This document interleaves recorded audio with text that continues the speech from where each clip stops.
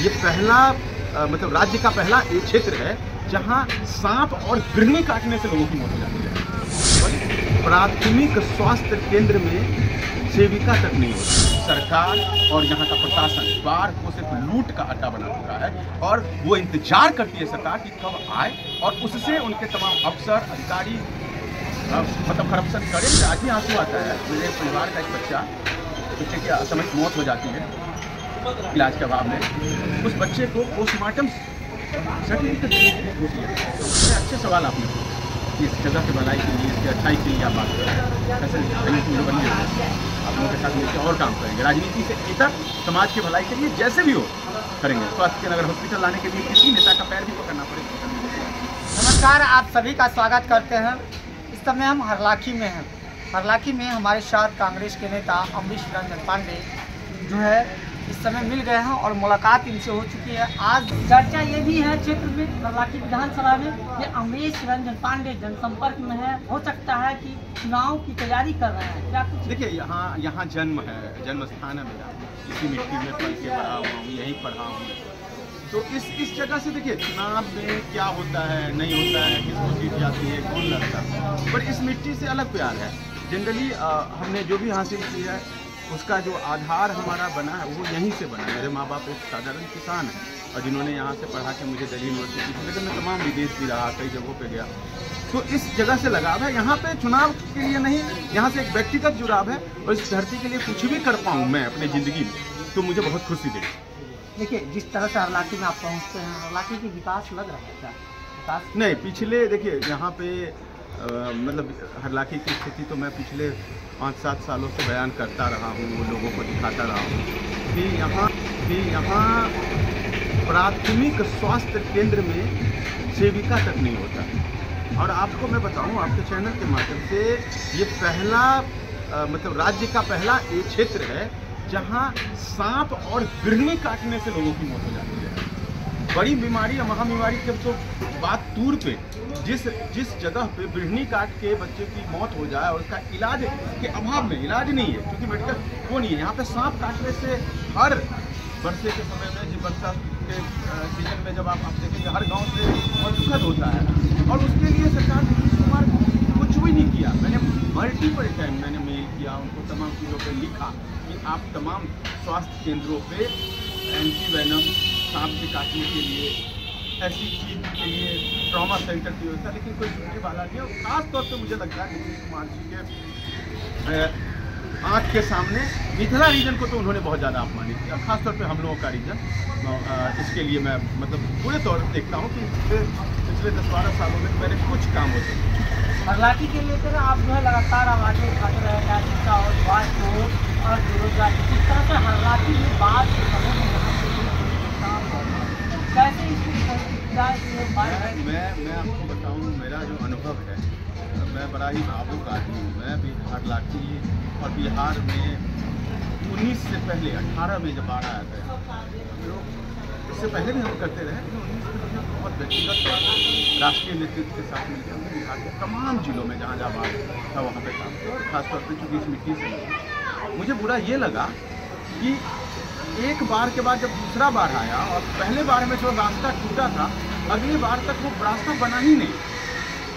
Basic चीज़ें, रात को खाना क्या मिलेगा, मतलब कोई सरकार की तरफ से पहल ही नहीं की गई।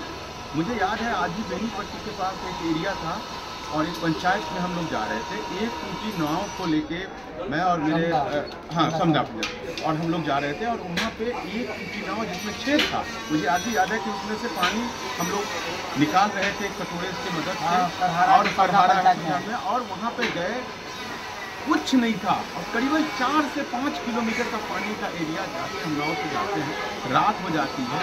मैंने एक देखा कि अगर उस नाव में कुछ हो जाता, खुदा न खास्ता हम लोगों के, तो हम लोगों को बचाने के लिए कहीं कोई व्यवस्था नहीं थी। देखिए, कुछ आपदाएं हैं जिस पर काम नहीं हुई। बाढ़ प्रभावित क्षेत्र है, वर्षों से पता है, इसको ठीक किया जा सकता है, चाहे सरकार तो शहरों को नहरों के माध्यम से और तमाम इसके अच्छे एक्सपर्ट को लेके, तो बहुत बड़े बड़े पर्यावरण के जानने वाले लोगों ने लिखा है, लेकिन कुछ नहीं किया गया। और चलिए इसको रोकथाम के लिए कुछ नहीं किया गया, साथ ही साथ जब ये आता है तो उस समय इसको एक प्रकार का व्यवसाय बना दिया गया। सरकार और यहाँ का प्रशासन बार को सिर्फ लूट का अड्डा बना चुका है और वो इंतजार करती है सरकार की कब आए और उससे उनके तमाम अफसर अधिकारी मतलब करप्शन करे और बड़ी। मैं आपको एक चीज़ बीच में और जोड़ूंगा, स्वास्थ्य की बात कर रहे थे आप, स्वास्थ्य तो सुनिए। यहाँ पे मैंने मतलब मुझे आज भी आंसू आता है, मेरे परिवार का एक बच्चे की असामयिक मौत हो जाती है इलाज के अभाव में, उस बच्चे को पोस्टमार्टम सर्टिफिकेट मतलब मौत हो जाती है, सांत्वना सहानुभूति की दूर की बात देता है।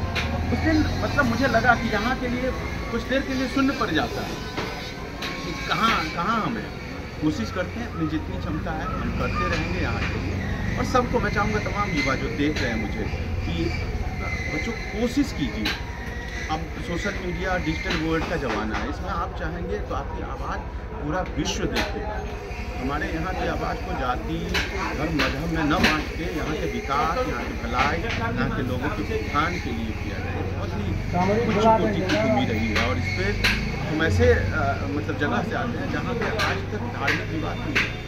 मैं आपको एक बात बताऊँगा, ये वो जगह है, हम लोग बचपन में होते थे, दूसरे राज्यों में या दूसरी जगहों पे मैं देखता हूँ कि जब कोई धार्मिक जुलूस निकलता है, लड़ाई होती है, ये पहला जगह है। मुझे आज भी याद है जब हमारे यहाँ तजिया निकलता था, दाहा जिसको बोलते हैं, और किसी वजह से रूट चेंज हो जाता था और हमारे दरवाजे पे नहीं निकलता था तो हम लोग नाराज़ हो जाते थे, क्यों नहीं आए, क्योंकि उसमें हम लोग भी नाचते थे। और सेम चीज़ था, अगर झंडा होता था बजरंगबली का तो उसमें मुस्लिम बच्चे भी हम लोग के उम्र थे, उसमें नाचते थे, उन्हें कुछ पता नहीं।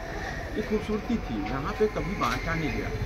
तो इस वजह से इस धरती के लिए अब बेसिक चीज़, मैं बहुत चीज़ें मैं नहीं कहूँगा, 3 चीज़ पे ज़रूरत है। तो सबसे बेसिक स्वास्थ्य की स्थिति, मतलब यहाँ जिंदा रहने को भी लोगों ने ज़िंदगी समझ लिया। बड़ी बातों की गहराइयों को समझिएगा, मैं बहुत बड़ी बात कह रहा हूँ कि जिंदा रहने को ही ज़िंदगी समझ लेना, अपने आप में सोचिए कितनी व्यवस्था होगी। और सत्ता और सरकार ने कुछ नहीं किया।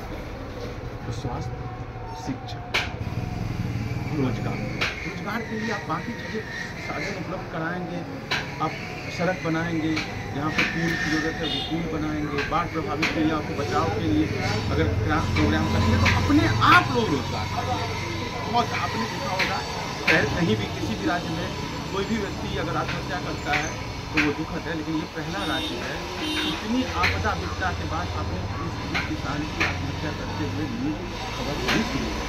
क्यों? क्योंकि यहाँ के किसान ऐसा नहीं है कि वहाँ वाले कमजोर हैं, यहाँ वाले इतनी उनमें इच्छा शक्ति है, मजबूती है कि किसी हद तक जा सकते हैं। और मैं बता रहा हूँ यहाँ के लोग नहीं कर लेंगे, बस सबका थोड़ा सा और करप्शन ब्लॉक लेवल पे, मतलब मैंने कहा ना कि मैं बोलूँ, मुझे कई बार मेरे एक भाषण के बड़े यहाँ पे आपने मीटिंग में बोल दिया कि करप्शन, मैंने कहा मैं तो सच बोला, और मैं सच बहुत छोटा सा सच बोला था। अगर मेरा सच बोल दी यहाँ तो हर चीज़ बचा फिक्स है, यहाँ पे किसका क्या जाना, लेबर कार्ड बनाने हैं हर चीज़ पे। कल मैं नाम नहीं लूँगा, छोटा भाई हमारा है अभी एक पंचायत का, आपको क्या कहते हैं उसको, सरपंच है, वो बता रहा था कि भाई जी मैं लड़ के तंग हो गया हूँ, एक चीज़ के लिए हर चीज़ का रेट कार्ड बना।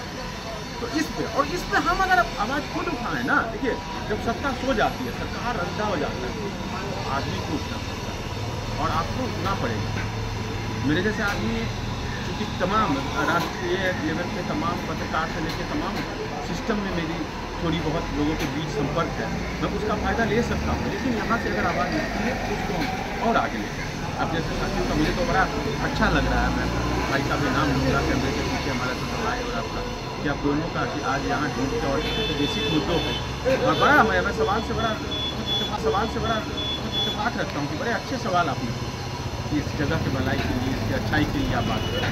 ऐसे पहले तो मुझे बनी है, आप लोगों के साथ मिलकर और काम करेंगे, राजनीति से इतर समाज के भलाई के लिए जैसे भी हो करेंगे। स्वास्थ्य के अगर हॉस्पिटल लाने के लिए किसी नेता का पैर भी पकड़ना पड़े तो